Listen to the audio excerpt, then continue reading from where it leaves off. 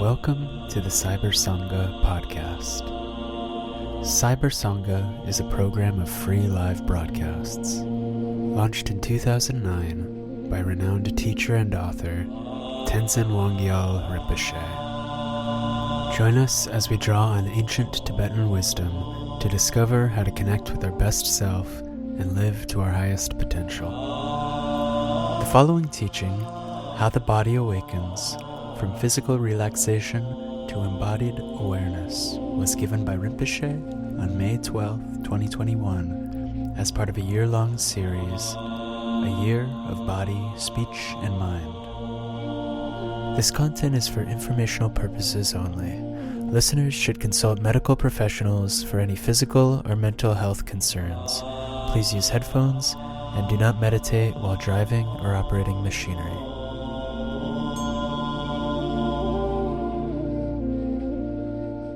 Welcome, everyone. My name is Alejandro Chaoul, and I'm delighted to host another of these dialogues in this series. Today, it's going to be focusing again on body, and particularly on how the body awakens from physical relaxation to embodied awareness. And this is part of a series on body, breath, and mind. And I'll let Rinpoche say a little more in a moment of how the Cyber Sangha is doing this as a yearly project and how many different events we have. So many of you don't need much of an introduction for Geshe Tenzin Rinpoche, but all the time we're reaching to new people. So I'll say a few words in welcome Rinpoche. Rinpoche started this Cyber Sangha, and he's really a pioneer in this area of bringing teachings and bringing different events in this platform way beyond COVID. And it's interesting because born in India from Tibetan parents, he did his whole education in a monastery, Menri Monastery in India, until graduating in 1986, getting his Geshe degree, and then moving to the West and eventually becoming a householder. And as you'll see in different teachings, he brings what he learned as a householder also as part of the teachings. This week, we'll have something about what he learned from his son, Senge. He's well known for bringing things to the West with his humor, with his really sharp attention on what we need. He's a director of Ligmincha International, which have centers in South America, Europe, United States, of course, Mexico, and India. And he's really an incredible human being, bringing not only the Tibetan teachings, but really his heart, his warm-hearted teachings to the world. So, and I've been blessed to have him as a teacher for almost 30 years. Joining him today will be Cyndi Lee, a wonderful yoga teacher that I've also known for many years. And Cyndi is the first female Western yoga teacher to integrate yoga asana and Tibetan Buddhism into her practice. And actually very well known, her workshops and a classic yoga text called Yoga Body, Buddha Mind. She was the founder of the Om Yoga Center in New York City. And she's one of the most influential U.S. yoga teachers, writing in many places such as Yoga Journal and Lion's Roar. She's also the author of other books such as May I Be Happy, a memoir of love, yoga, and changing my mind. Besides her work as a yoga teacher, she also was ordained as a lay Buddhist chaplain by Roshi Joan Halifax at the Upaya Zen Center, and her root Tibetan master is Geleg Rinpoche. And finally, joining this wonderful panel is Jeff Dussek. And Dr. Jeff Dussek is the Director of Research at the University Hospitals Connor Integrative Health Network and an Associate Professor in the Department of Family Medicine at Community Health at Case Western Reserve University. He has more than 20 years of experience leading innovative integrative health and medicine research at prominent U.S. research and healthcare institutions. And that's how I met Jeff, through the Consortium of Integrative Medicine. He's been incredibly active there, both in the Penny George Institute of Health and Healing, in Alina Health.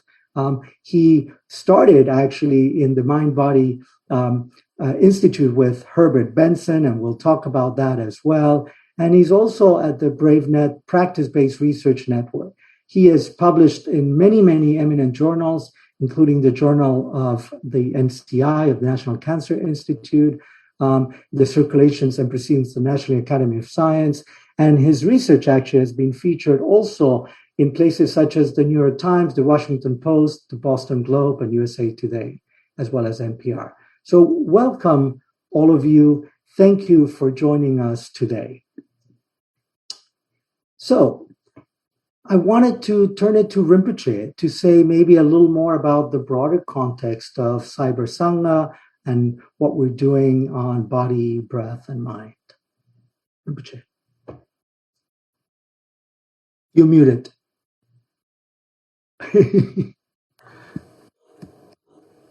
Thank you. Good morning, good afternoon, good evening, everybody. And so welcome, Cyndi and Jeff. Thank you for Alex hosting, continuously organizing, behind the scene, doing a lot of work. So I will just say a few words.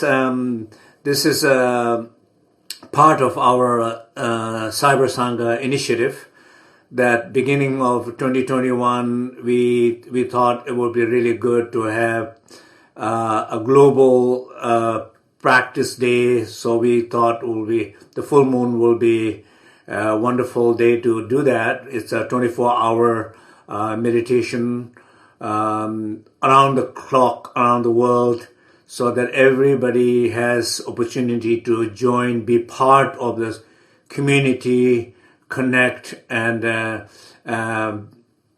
just join whatever time you're able to join, whenever you're able to join. So we started this beginning of the year, and so we started with the body 1 month, speech 1 month, and the mind 1 month. So then we finished the cycle.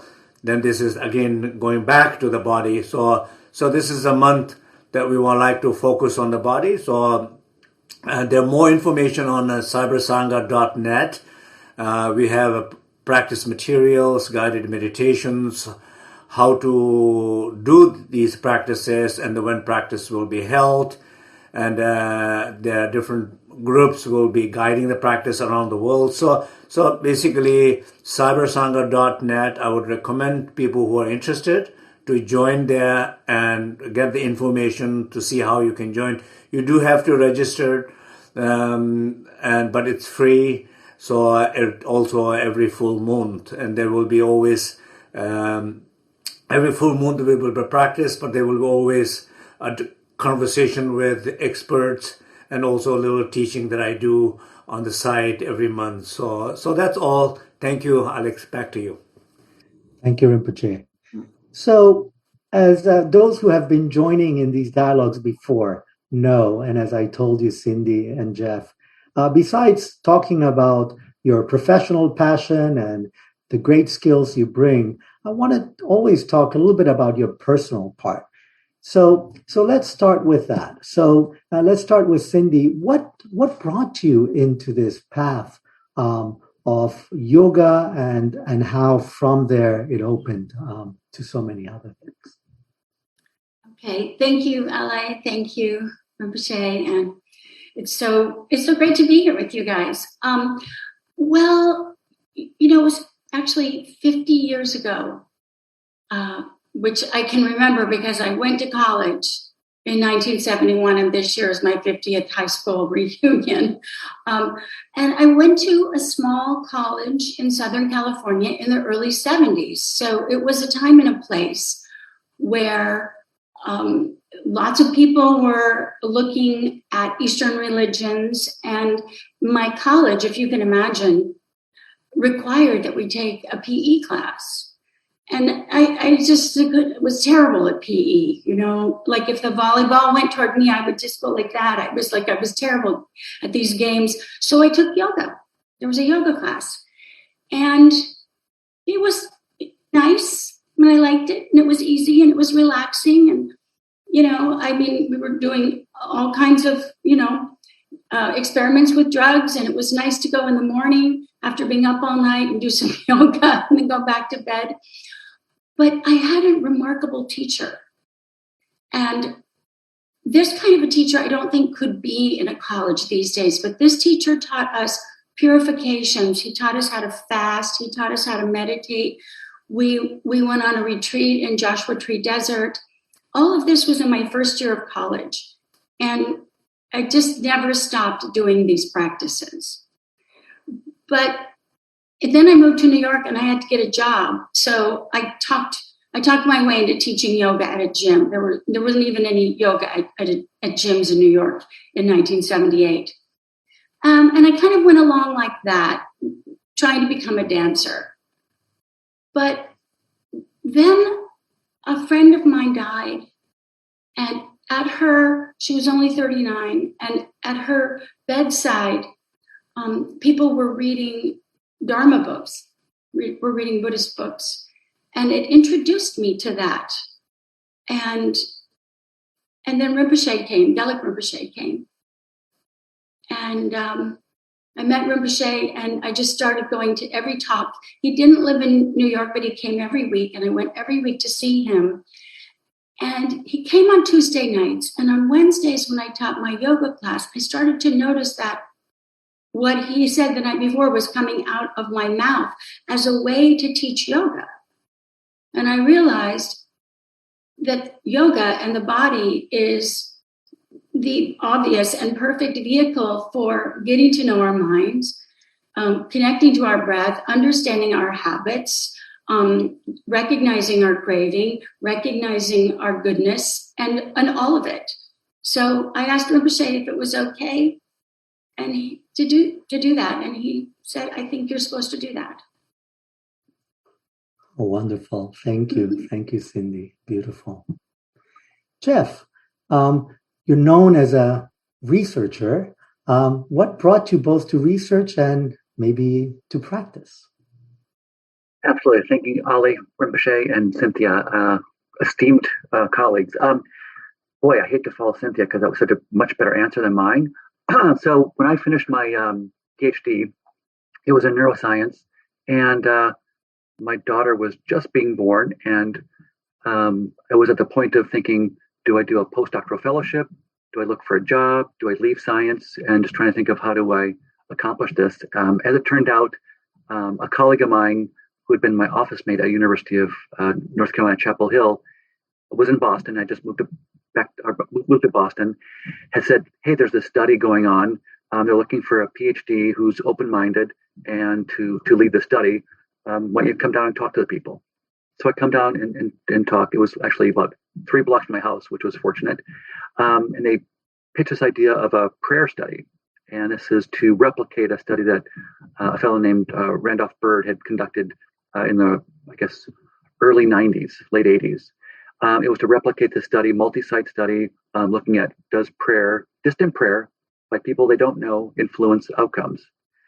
And as I'd mentioned before, I was this turning point in my career. I was in neuroscience, didn't want to stay in neuroscience, and said, I think this is one of those neat opportunities. I'm just going to take it. And I remember talking to my wife saying, we really have a choice. We really want to think about, moving on from neuroscience into something different. So I ended up taking that job. The PI of the study was Herb Benson, who had been studying the relaxation response for many, many years.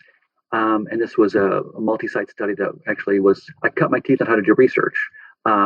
Essentially, studying with the distant prayer, but using the outcomes that are based in science. So we used the measures that came out of the Duke Cardiovascular Institute to study prayer. And I remember having to go to 6:30 a.m. meetings with physicians because we had to find sites. And I remember one in particular went to a hospital in Washington, D.C. and had to present this study. I'm 32 years old, presenting to a room of about 100 physicians, surgeons who are going to hear this before their start of their surgery day, saying they should be involved in a study of prayer with their bypass surgery patients. And all went great. I answered every question. At the end, the chair said, well, at least it's not chicken bones. We might as well do it. which was a little challenging for being, so young. And these are all very esteemed individuals. Long story short was that prayer study was the beginning of my research into integrative health and medicine, because, as I said before, Herb Benson was the PI. He was also the lead of the Mind Body Medical Institute. And so this study was coming out of that institute. So in the course of doing the prayer study, I became very integrated into mind-body therapies and how one can study and use science to evaluate or assess, maybe a better word, meditation, yoga, and other activities. So I didn't come at it with the passion of I've got to study mind-body therapies, or as elegant a story that Cynthia had regarding her experience as a college student. Mine was a little bit more practical, but it ended up being a practical choice that ended up being really life-changing, because, in fact, it got me on the path of leaving neuroscience and going on to becoming a mind-body researcher, and now all of integrative health and medicine researcher. So it wasn't as dogmatic as people have where they say, I've got to study this, but I end up being really passionate about what I'm studying, and really advocating for how all the tools of science can be used to explore things that might be beyond what people think is possible. I'm also a runner. I do yoga. My wife's a yoga teacher. Meditate. So again, working at the Mind Body Medical Institute back in the late 90s, really facilitated those practices. I realized, and I'll stop there, is that back in the 80s, I had been doing mantra meditation without really knowing it, by using audio tapes and things to help with sleep. And then as a youngster, I used to hyperventilate when I would play hockey. And I realized I could watch the signals of when I was going to hyperventilate and control my breathing before it happened, so I could actually avoid hyperventilating by controlling my breathing in the middle of an activity. So I was kind of primed to do it, but I really didn't have all the skills or the words to understand what I was doing. Wow, that's fascinating, because in a way you had it kind of latent in your early life, and then you went into research and suddenly it clicked again. Beautiful, beautiful. Thank you, Jeff. So, Cyndi, you were talking about how that meeting or those teachings with Geshe Rinpoche really awakened in you this, I can do through the body, which is the locus of today's talk. Through the body, I can awaken other parts, right? I can awaken not just the body, but actually my mind. I can connect in different ways. Do you want to talk a little more about how that happened and how that was useful then and how it continued in your life?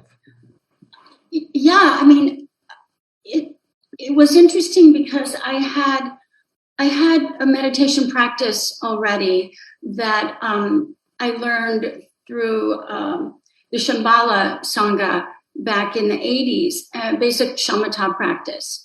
And they used to say when we were doing that, you're harmonizing mind and body. And I didn't get that. I was like, how? And, this is all about the mind. This is paying attention to the mind. I love this practice. It's been very powerful for me as a person, but I didn't really see how that was harmonizing body and mind at that time. But when I started to take some of those teachings and different things that Geshe Rinpoche was teaching us, even just about compassion, it was obvious that if we worked with that kind of awareness and that kind of investigation in a downward dog, in a warrior one, if I could, what I call dots of awareness, if I could give dots of awareness to my students, so they're here in a yoga pose and they're looking over here, but what's happening with your mind, or what's happening with your right big toe and your left finger, and what is the relationship, and what happens to your sternum when you press your big toe down? These kind of explorations are teaching interdependence, are teaching impermanence, are teaching awareness, mindfulness, and also what Rinpoche taught us, the word gong, which means getting familiar, and is the word for practice, and getting familiar with your habits, getting familiar when you space out, getting familiar with your habits of attachment and aversion and ignorance that come up in your body. In one downward dog, you can have a memory of something that makes you angry. You can have a memory of or a thought of something you want to eat for lunch, and you can feel relaxed. All of that in 3 breaths. So it's all right there. So yoga is amazing, but I think that really, to get the magic and the benefit of yoga, it's not just what you do, but how you do what you do. And so that was my first light bulb, and now, 40 years later, I'm still teaching yoga. This is still fascinating to me, but I've had a lot of other experiences. Like I had 2 hip replacements 3 years ago, 90 days apart. That was big. And one of my very best friends, who died a year ago, had cancer for 10 years on and off. And when I got my hip replacements, before I got them, I was in chronic pain for a year, really bad. And I said to her, even though this might be like the worst year of my life, I feel really alive. And she's Southerner. She said, "Oh yeah, your body will wake you up." And I thought, that's it. You can let your body wake you up. And I was talking to then Sensei Alan Senaki, who is at the Oakland Zen Center. And his teacher at that time, their head Roshi was Roshi Weitzman. So Roshi Senaki asked Roshi Weitzman, his teacher, "What are you doing when you meditate?" And Roshi Weitzman said, "I'm correcting my posture." I was like, okay, that's really incredible. Sure, when you're meditating and you get like this, your back hurts and you wake up. And you have an itch and you wake up. And your foot falls asleep and you wake up. And so my exploration has, shifted a little bit now that I'm 67 and not, 27. But I still think there's endless possibilities for understanding how our body wakes us up. Wonderful. Thank you, Cyndi. So you're talking about this habituation and kind of realizing that relaxation. And Jeff, you came in young to work with, one of the pioneers in this area with Herbert Benson. And he had already coined that word relaxation response. But you came in and were instrumental in his lab. And even though you were doing that research, as you were mentioning in prayer, how it impacted that aspect of relaxation response. And I'm thinking also, if you linked that to what you just mentioned, your earlier experience in playing sports, right? And in realizing that hyperventilation and that realizing, oh, I can notice that. So were there any links there that were interesting that you want to share? Well, the biggest link, actually, I'll just pivot off your question, Ollie, for a second, just because it's a really good story. And it builds on that prayer study. So after that prayer study, we had ended up getting a CDC grant to study mind-body therapies and really trying to use the standard tools of science, not necessarily against them, but trying to use the tools so we couldn't be considered flaky. So one of the studies in this multi-project grant was Sarah Lazar's 2005 paper. It ended up being the first paper looking at in long-term practitioners relative to novice practitioners, there was brain differences in gray matter. And with still, I think I just checked a couple of days ago, it was 1,362 citations. The idea that a long-term practice actually had changes that were demonstrable in the brain, and using both structural MRI and fMRI could actually understand that something was changing and reproduce this. So in that early stage was just that kind of snapshot in time. And then, of course, Sarah followed up that with longitudinal studies looking at pre-mindfulness-based stress reduction, the John Kabat-Zinn program, and post, and actually seeing in fMRI scans that there were some, again, structural changes, but also functional changes, such that some areas were more active and some areas were less active. That study, as well as one that I ran where we looked at gene expression changes in long-term practitioners versus novices, and then had the novices go through 8 weeks of relaxation response training. And we're using gene expression, which is about, at that point, about 30,000 genes. We could express the whole transcriptome. And again, I am not a gene expression person, but I collaborate really well. This individual that was leading the lab said, let's just, let's test the gene expression in 6 people, 6 long-term practitioners, 6 novices, and 6 people that you train for 8 weeks. And let's just see if there's something there. Meanwhile, he had said, essentially, we'll take your money. There'll be nothing there. I can stand up and sit down. My gene expression will change. But with you want to study this meditation stuff, relaxation response, fine. He wasn't as clear about that, but we knew he was taking our money. Came back about 6 months later with our 6 patients and such, and he brought an informaticist in, someone who studies gene expression, and they were kind of bouncing off the chair. So Herb and I walked over from Beth Rodriguez Medical Center to where this person was.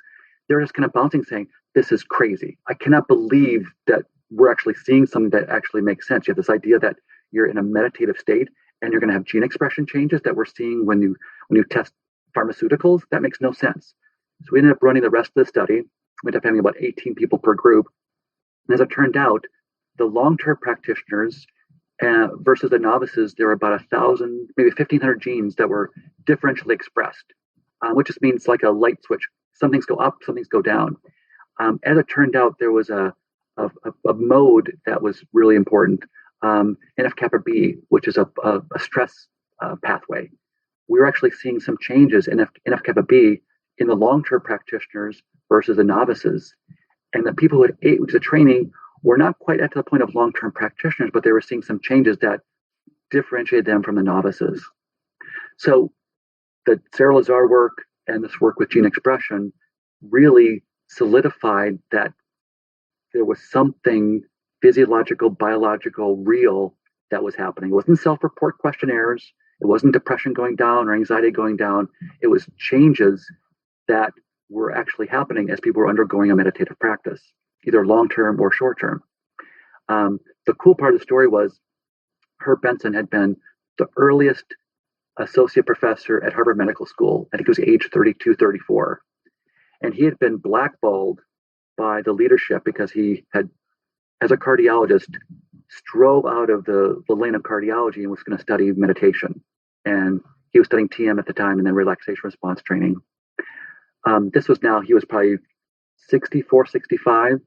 The study of the gene expression got him to that full professorship. So they finally said, okay, we can't deny what you're doing. There's something happening. You're using the tools of science in the same way, but you're studying something different. You're not studying, physical exercise or medications. You're studying meditation, and you're seeing similar changes. That work's been replicated multiple times now with folks, Steve Cole at UCLA and other folks, where whether it's Tai Chi, whether it's meditation, I don't know that people have done yoga studies per se yet, but I would imagine, and just having studied yoga myself, we would see similar differences, that we're seeing similar changes in this NF-kappa B area.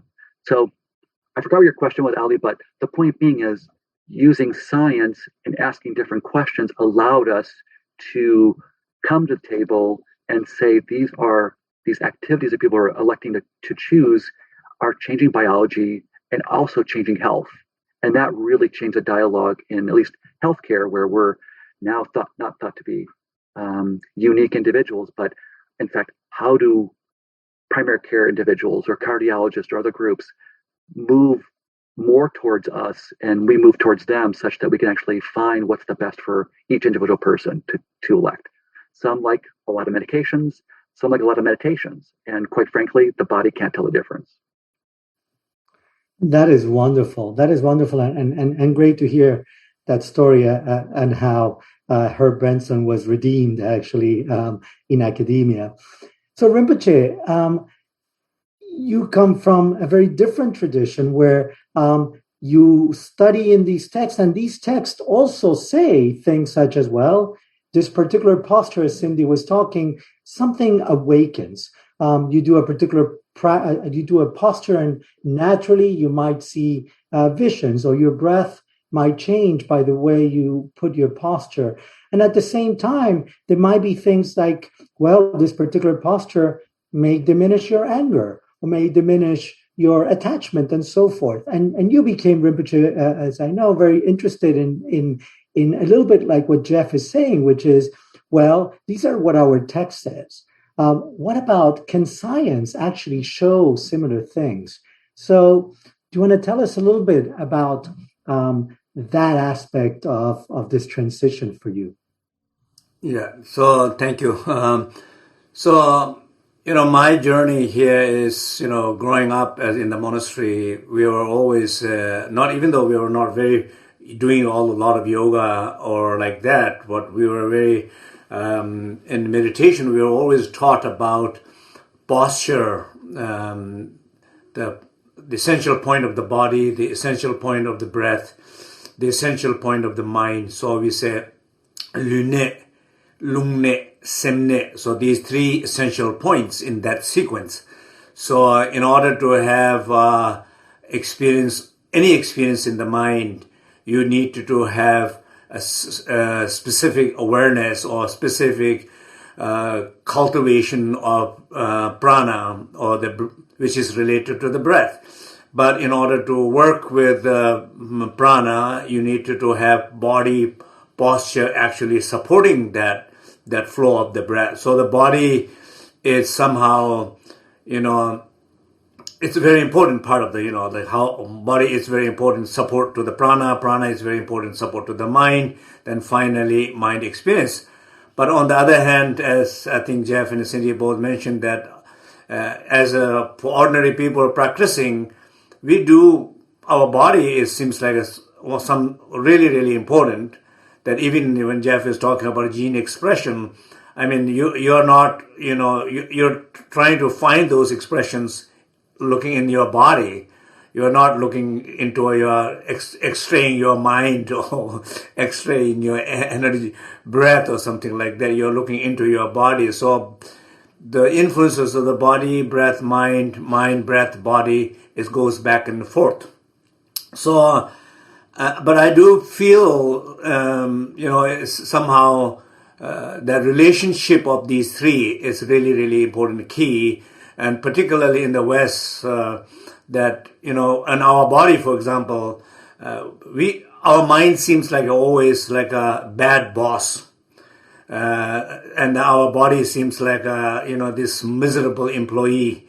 So mind is always telling the body to do this and do that. You do this. This is a good meditation. You do this posture. This is a great thing to do.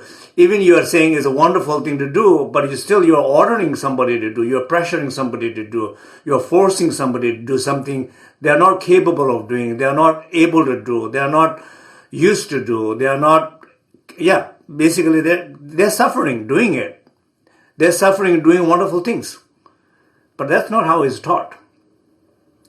So mind has to be part, mind has to kind of, like when you are meditating, the mind has to come in your body, be in your body, connect with your body.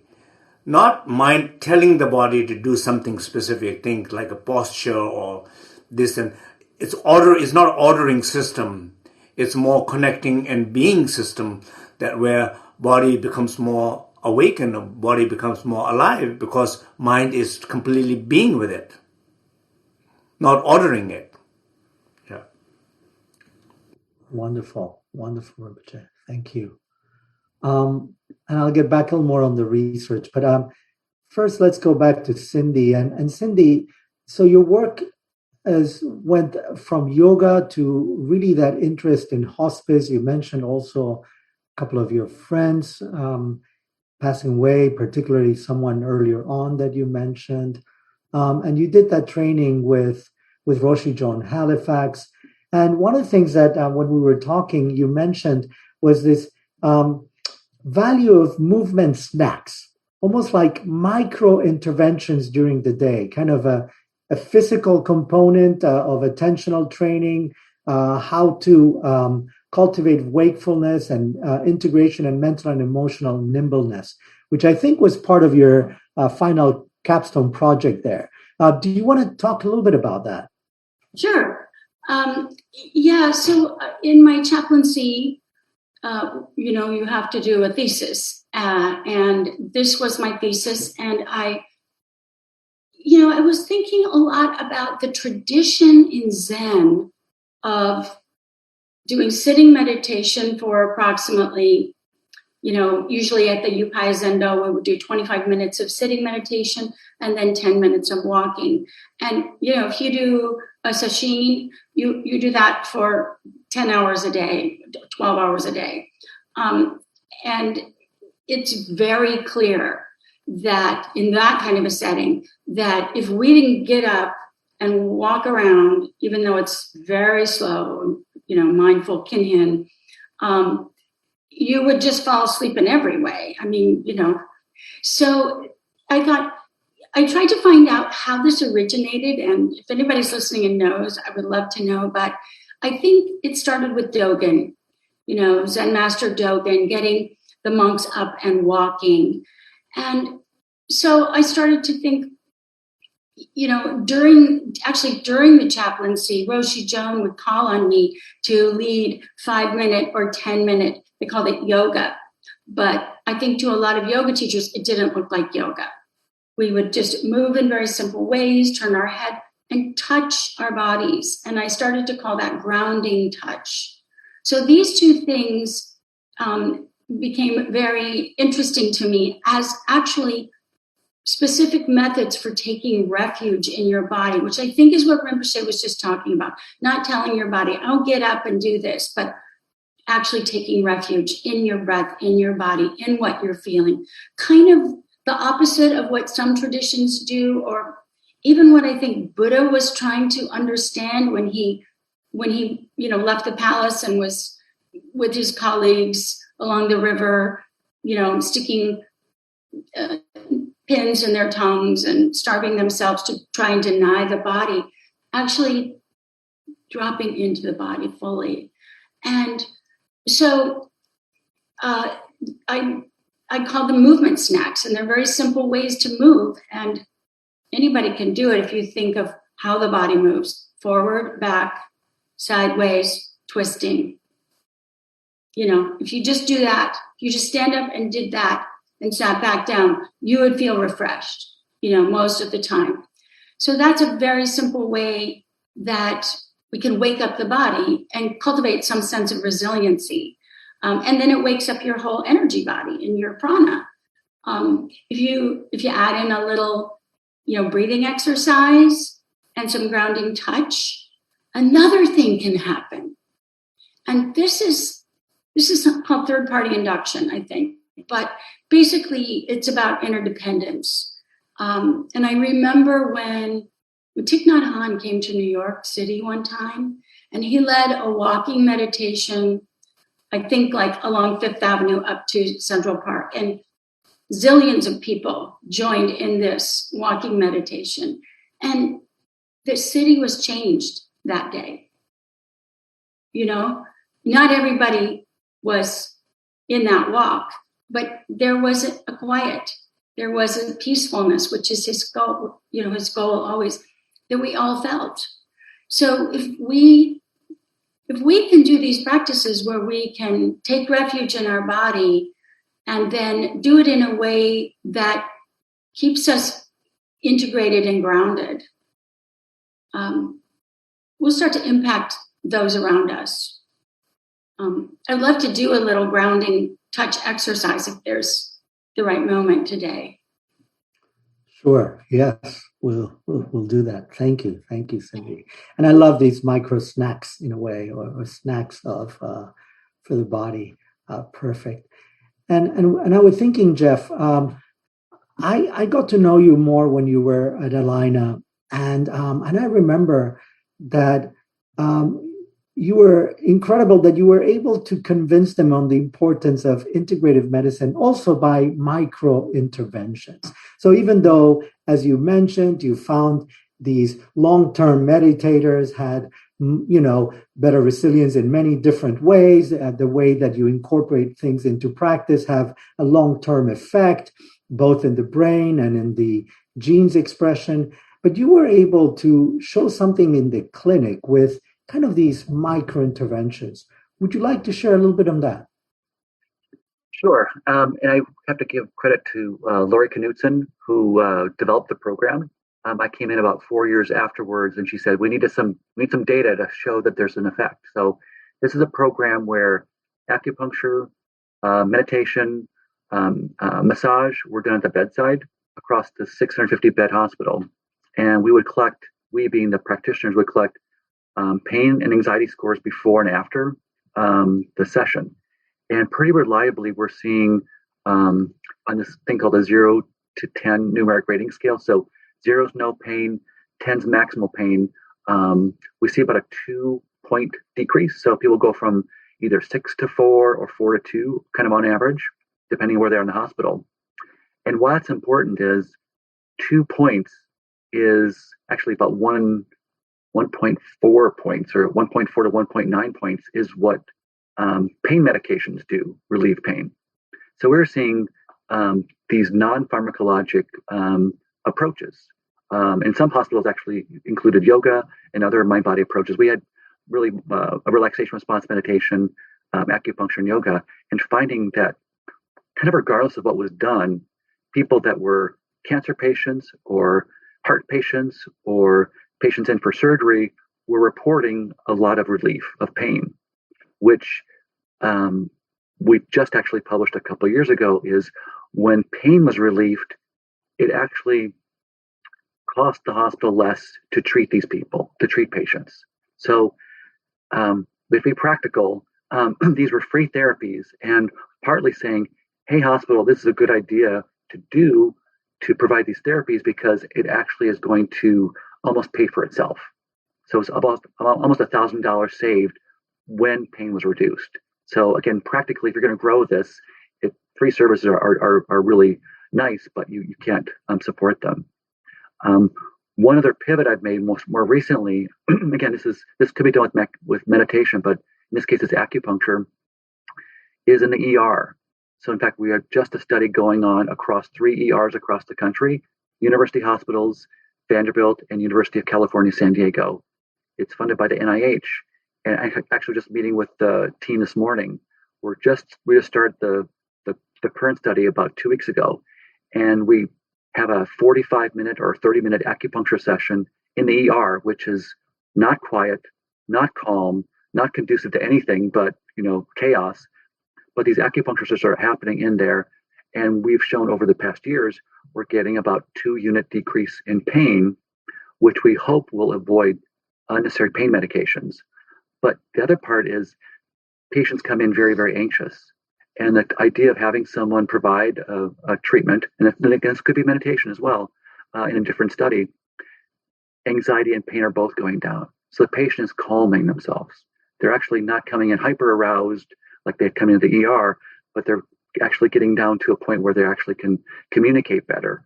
Their anxiety goes from 8 to 4, and pain goes down about 2 units. So they're actually able to engage, and the physician or provider can actually work with the patient in a different way. So the idea being that even in a 30-minute period of time, we're actually able to take patients who are coming in very distressed and reduce that stress by different activities, both for a hospital patient or a clinic patient or even in the ER. So I think it really bodes well for the variety of therapies that we're talking about.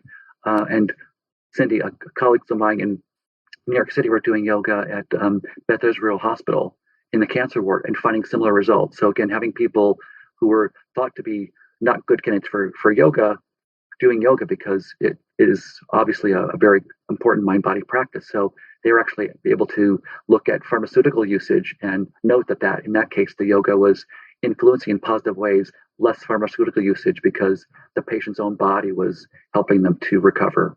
So it's quite fascinating to deploy that in places where people don't think you can do it, which is really quite fascinating. Can I ask a question here? I was going to go to you, Rinpoche. Let me just say, okay, go ahead. Yeah. So two things. One, what specific meditation you're doing in that case to reduce the pain, and second is how do you actually measure this 2 unit? How does that calculation it works? Sure. So in the Align Health system, it was the hospital is also very noisy. So they actually chose a single point meditation. So again, I'm actually sitting in Herb Benson's Harvard chair, so it's kind of interesting. I'm talking so much about him today. But we use the single point meditation, either a breath focus or a focus on a sound or a focus on something that, again, a single point meditation, just because oftentimes people are in bed, it's not very comfortable, and that was something that they're actually able to achieve. So they were using a single point meditation. And the scoring, again, it's not super difficult. It's a 0 scale to 10 scale, where 0 is I have no pain at all, or 10 is I have maximal pain. And you ask that beforehand. They go through the practice, and they ask it afterwards. So it's a self-report, which again is great because, to my mind, there's no painometer, so we have to ask patients how they're feeling.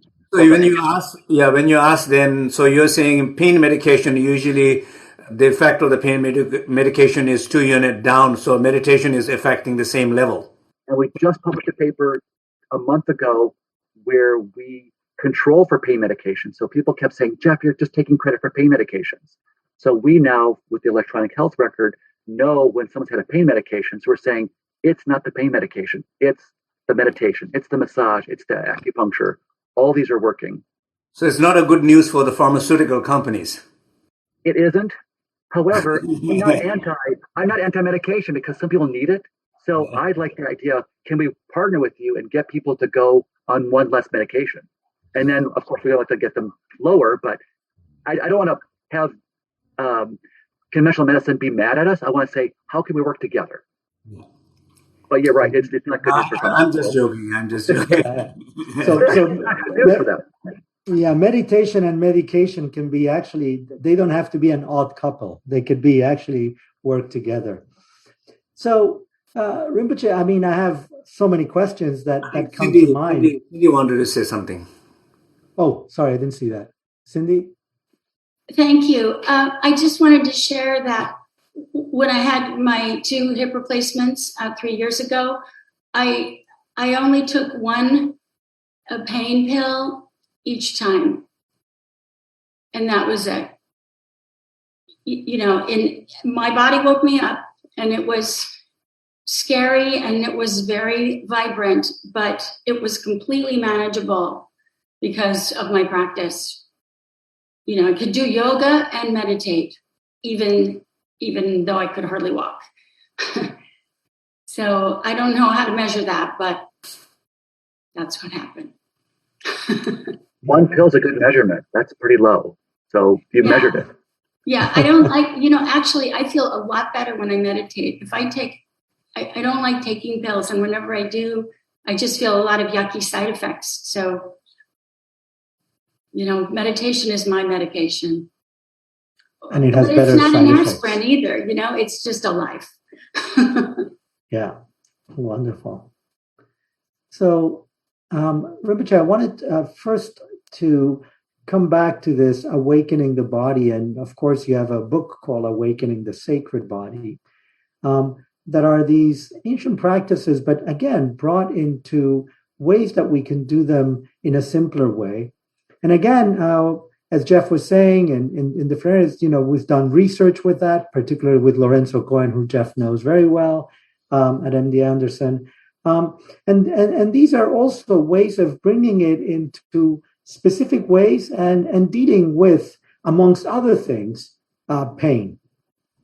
But also, Rinpoche, you talk about pain as pain identity, and how that actually, when you engage in that, actually probably, and this is something that we could do with Jeff, if when you are more engaged in your pain identity, you're probably even your physical pain is up, right? And when you're able through meditation, as Cyndi is saying, and you calm down, your pain identity also lowers, and then it lowers your actually physical pain.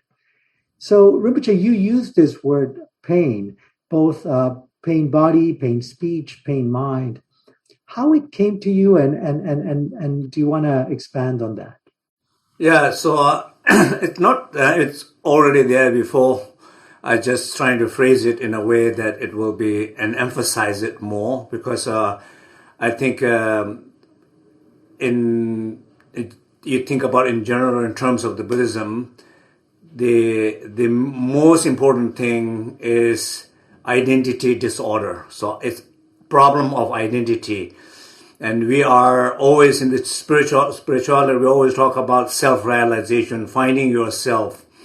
And who that self is we have kind of lost that connection to our true self. And we always have to identify with something. And we always end up identifying not who we are, not our strength, not our higher qualities, rather our conditions, our weakness, our pain, our wounds. That's where we identify with.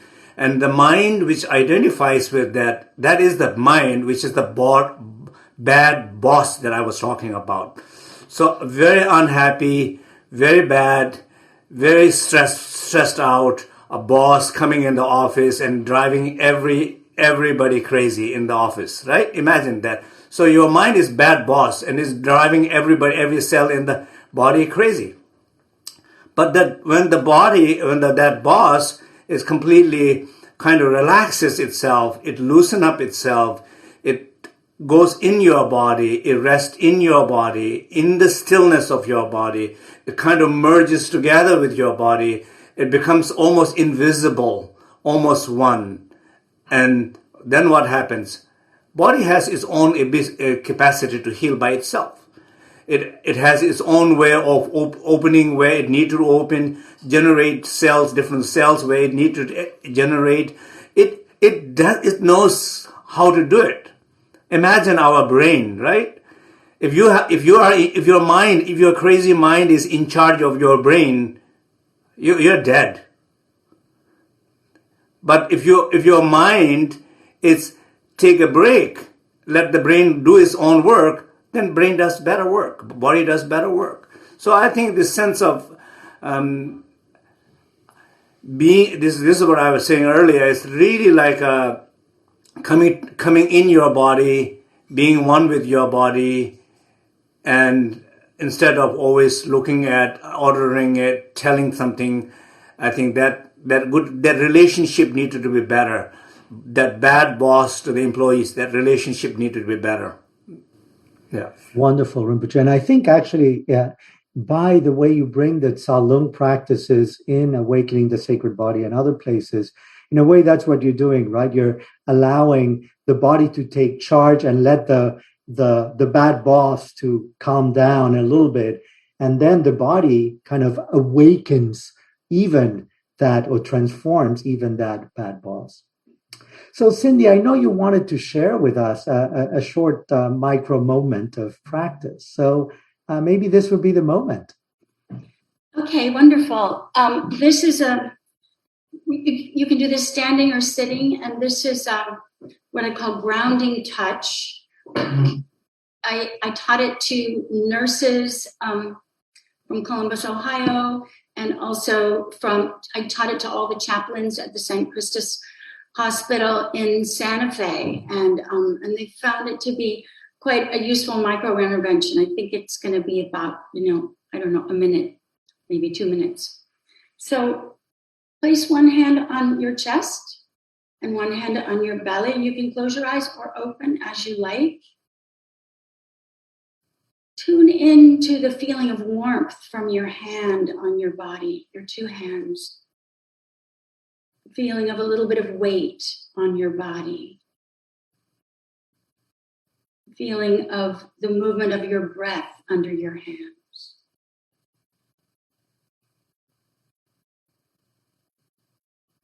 And then move the hand from your belly up to your forehead.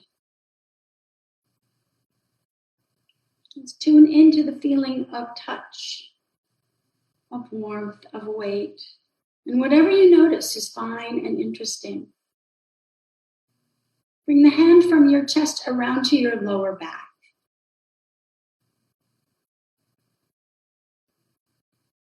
And the hand from your forehead onto your belly.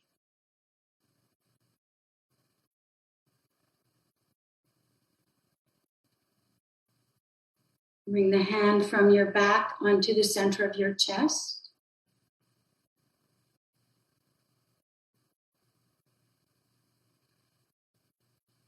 Place the hand from your belly on top of the hand on your chest.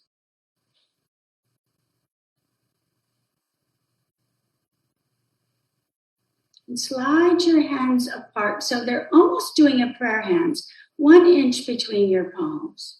See if you can feel the warmth and the heat between your hands. Breathe in. And as you exhale, bring your palms together and feel the very moment they touch. Inhale and separate your hands 1 inch. Exhale, palms together. Inhale, separate your hands 1 inch. Exhale, palms together. One more time. Inhale, separate your hands 1 inch. Exhale, feel the very moment your hands touch. Start to rub your hands together. Make some warmth. And when your hands feel nice and warm, you can cup them over your face. See if that warmth can melt into your face. And then slide your hands down your body and place your palms right on the tops of your thighs. And press down on your thighs just a little bit, just the weight of a nickel. And let that feeling of down, of earthward, go all the way to your feet. Just dropping into the confidence that you can always sit on the earth and she never rejects anyone. Take one more breath in. And exhale, open your eyes.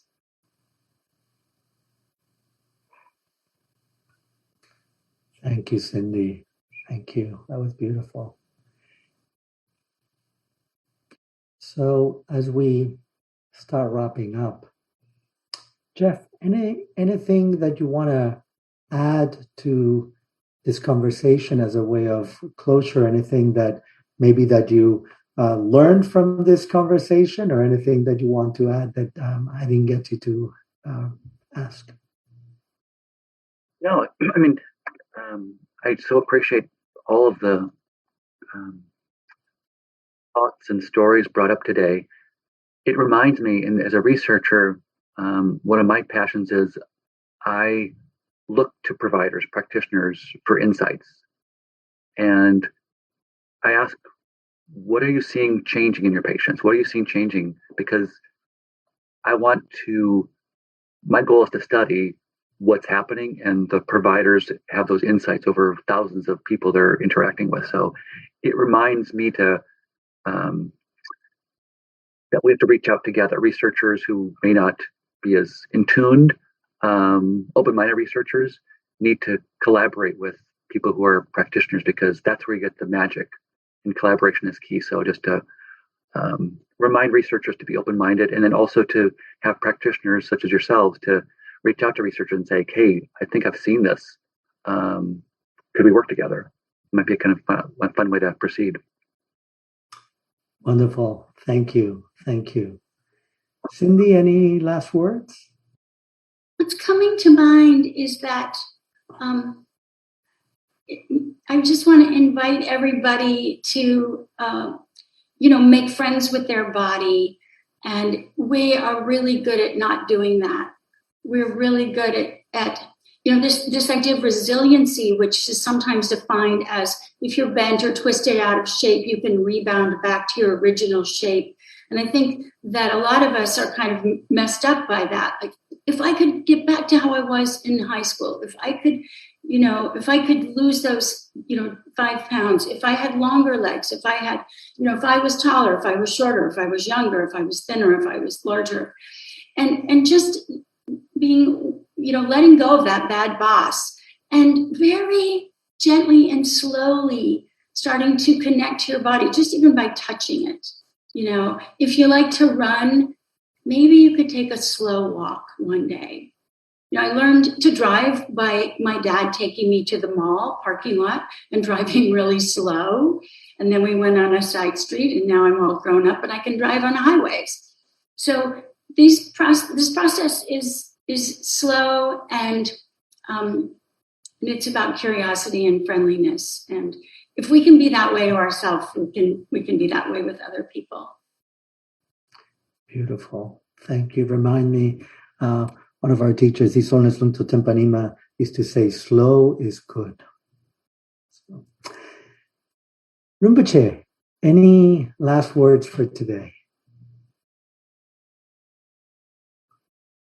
Your mic is, let me unmute you.